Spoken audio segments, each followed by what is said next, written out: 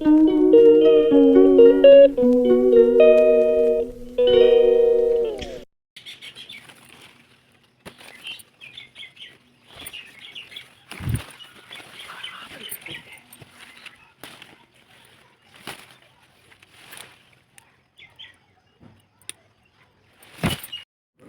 ये हैं चंपा के पेड़।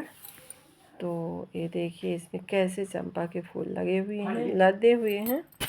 और ये मंदिर जाने के लिए हो गई तैयारी। इसमें चंपा के ही फूल डाले हैं और ये बन गई है पंचामृत। आज है स्कंद माता का दिन और 5वां दिन है नवरात्रि का।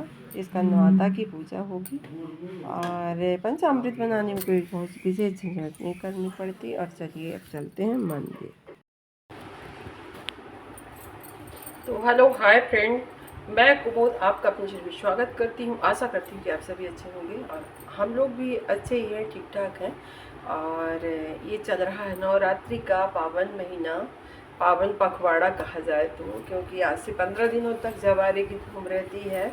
मतलब बैठकी से लेके पूर्णमासी तक और छोटे छोटे गाँवों में और आगे तक जाती है, क्योंकि बड़ी मंदिरों का होता है, फिर और उनसे छोटी मंदिरों का होता है, ऐसे ऐसे करके फिर सीरियल बाई सीरियल तो ऐसे चलते रहता है। जाके बैसाख तक ये प्रक्रियाएं चलती हैं और लोगों में आस्था आज भी उसी तरह की बनी हुई है जैसे पहले हुआ करती रही होगी। मतलब ये जबारे वगैरह बोने का और देवी माता की पूजा का, देवी दिवाला हर घर में गाँव में रहता है और लोग उसकी उतनी ही मतलब श्रद्धा से पूजा करते हैं। और आज है स्कंद माता का दिन, आज है पंचमी और आज पंचामृत चढ़ाया जाता है। पंचामृत में दूध, दही, घी, शक्कर और गुड़। कहते हैं पंचामृत में शहद नहीं मिलाना चाहिए, पता नहीं क्यों कहते हैं, ऐसा क्यों होता है, मगर मैं सुनी हूँ। तो पहले तो हम लोग मिलाते थे लेकिन अब नहीं मिलाती। और ना ही कोई मेवा मिलाया जाता है, वो मेवा स्वाद के लिए बनाया जाता है। जैसे पंचामृत में इतनी चीज़ें होती हैं, दूध, दही, घी, शक्कर और गुड़। और पंचगव्य जो होता है तो उसमें गोबर, गोमूत्र, दही, दूध और घी, तो इससे पंचगव्य बनता है। तो भगवान की जब बड़ी पूजा होती है तो उसमें पंचगव्य, जिसे भागवत वगैरह की बैठकी होती है तो शुरुआत से पंचगव्य भी लगता है। पंचामृत तो रोज का ही होता है, हम छोटी पूजा करें चाहे बड़ी पूजा करें, पंचामृत जरूर चढ़ाना चाहिए सभी को। और पंचामृत में मेवा नहीं मिलाना चाहिए। जो बहुत बड़े आदमी होते हैं तो दिखावे के लिए मतलब ऐसा करते हैं कि बहुत सारा हमने मेवा डाला, फिर पंचामृत बनाई, मखाना, काजू, किशमिश, पिस्ता, बादाम वगैरह वगैरह।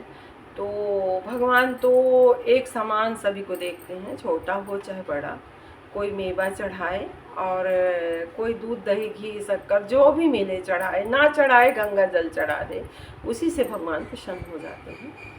और उसमें पुरुषोत्तम महात्म्य में निकलता है कि एक राजा थे तो बहुत हीरे जवाहरात से भगवान जी की पूजा करी। और फिर एक पंडित थे, वो बहुत गरीब थे, उनकी बस आस्था हुआ करती थी भगवान के ऊपर। तो वो आए तो उन्होंने तुलसी दल से शालिग्राम भगवान की पूजा करी। तो राजा रुष्ट हो गए, गुस्सा आ गए कि मेरे हीरे जवाहरात को तुमने तुलसी दलों से क्यों ढक दिया।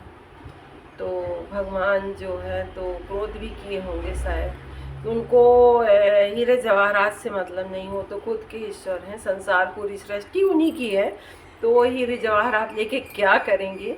वो तो भाव की पूजा देखते हैं कि कौन कितने मन से करता है। और भगवान को अत्यंत प्रिय है तुलसी, तुलसी से ज़्यादा उनको प्यारा कुछ भी नहीं है। तो उनके ऊपर यदि हम तुलसी से पूजा करते हैं तो भगवान बहुत प्रसन्न होते हैं। आप लोग बोलेंगे कि बात कहाँ से आई, ये बात पंचामृत से आई कि बड़े लोग होते हैं तो बहुत मतलब दिखावे के लिए कटोरा भर लेके जाएंगे, उसमें मेवा सभी कुछ डाल के पंचामृत दिखाना, सबको देना। और ये सब सही बातें नहीं होती हैं। मंदिर में जो ज़रूरी चीज़ें हैं वही चीज़ें करनी चाहिए। तो दूध, दही, घी, शक्कर, गुड़, इतनी चीज़ मतलब 5 तरह के ही चीज़ से पंचामृत बनता है। तो चलिए अब आगे का दिन आगे बढ़ाते हैं, काम आगे बढ़ाते हैं और अभी करेंगे रामायण का पाठ। अभी बज रहे हैं 8:30 मंदिर से आने के बाद सारे काम हो गए। आप लोग बोलते होंगे कि रोज़ मंदिर मंदिर मंदिर बताती है, लेकिन अभी 9 दिनों तक रोज़ मंदिर ही बताई जाएगी और मंदिर के बारे में ही बताया जाएगा। पहले बहुत भीड़ हुआ करती थी हमारे दुर्गा मंदिर में, लेकिन इस साल बहुत कम है, पता नहीं क्या हुआ है। सबसे बड़ा रीज़न है औरतों को पैर का दर्द। बेचारी औरतें पैर के दर्द से पीड़ित हैं, घर घर की महिलाएं, हर घर में यही हाल है। मैं तो हूँ ही, मगर जिसमें दम दुरुस्त होता है वो चला जाता है। तो अभी हम हारे नहीं हैं, चल रहे हैं, नहीं पैर में भयानक टाइप का दर्द है, इसलिए मंदिर में इस साल लोग कम आ रहे हैं। हर घर की औरतों को पैर के दर्द से प्रताड़ना मिल रही है। तो इसका भी कोई उपाय हो, कुछ हो तो आप लोग भला करें, कुछ बताएं, क्योंकि दवाई करा करा के लोग हो गए हैं त्रस्त, किसी को फायदा नहीं है।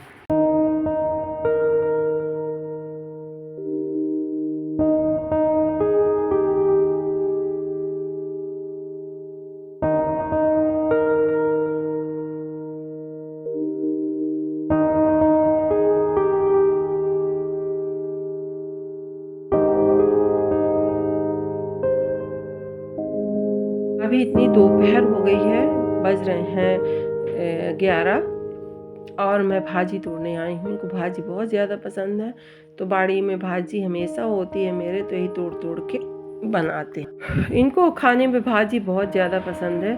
एक सब्जी इनकी भाजी ज़रूर होती है, मेरे को हिचकी आ रही है बार बार, और इसके बाद दूसरी सब्जी चाहे आप जो बनाएं, एक सब्जी ज़रूर होती है। तो बहू रानी हमारी हंस रही है कि मम्मी ये रोज़ भाजी क्यों लाती हैं, लेकिन बनाना पड़ता है। और वीडियो पसंद आए तो लाइक करें, शेयर करें, सब्सक्राइब करें। भाजी बस ना देखें, ये भाजी रोज़ का काम है। गई है शाम, बज रहे हैं 6 और बन रहा है फलाहार। एक तरफ ही साबूदाना पक रहा, एक तरफ आलू चढ़ा हुआ है। तो इसके बाद फिर मैं करूँगी पूजा। इस चीज़ की चटनी खाने का मन था तो बनाते हैं मूँगफली नारियल की चटनी। और इधर बन रहा है सिंघाड़े के आटे और आलू से बड़े।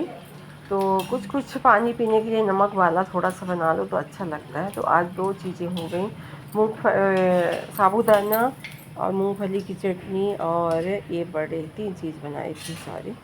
और इसके बाद करेंगे पूजा शाम की। इन बड़ों में डाली हूँ आलू और सिंघाड़े का आटा, और ऐसे बना बना के हम डाल देते हैं। आप इनको बेल के डाल दीजिए, आप इनको पकौड़े की तरह डाल दीजिए, और इनको बड़े का आकार दे दीजिए, चाहे जैसे दे दीजिए। और देखिए अब बन के हो गया है फलाहार रेडी। तो ये साबूदाना है, दही है और नारियल की चटनी और बड़े, और भोग प्रसाद लगाने के बाद कर लेते हैं पूजा, फिर इसके बाद करेंगे फलाहार। तो फलाहार में देखिए दही, साबूदाना, नारियल की चटनी, बड़े और पनीर के 4-6 टुकड़े हैं। ये सब्जी बनी थी तो मैं ले ली हूँ, और इसमें है मूंगफली। तो चलिए आप लोग भी आइएगा खाने, एक बहुत अच्छा सा फलाहार सेधा नमक का। तो अभी बज रहे हैं 8:30 और सारे काम हो गए, फलाहार भी बन गया, और अब जाती हूँ फलाहार करने। आज भयंकर बारिश हुई, बहुत तेज़ों से बिजली कड़की और पानी भी गिरा, इसी में थोड़ा सा लेट हो गया। फिर मेरी एक चाची सास आ गई तो उनके साथ बैठ ही रही। अब चलिए भोग लगाते हैं और करते हैं फलाहार। तो ये बनी हैं आपके लिए सिंघाड़े के आटे के बड़े। तो ये लीजिए, आप लोग खाइए और बताइए कि कैसे बने हैं। और इसमें है नारियल की चटनी और दही, ऐसा करके, और पनीर के 2-4 टुकड़े, क्योंकि सब्ज़ी पनीर की बन रही थी तो 2-4 टुकड़े। जय माता रानी।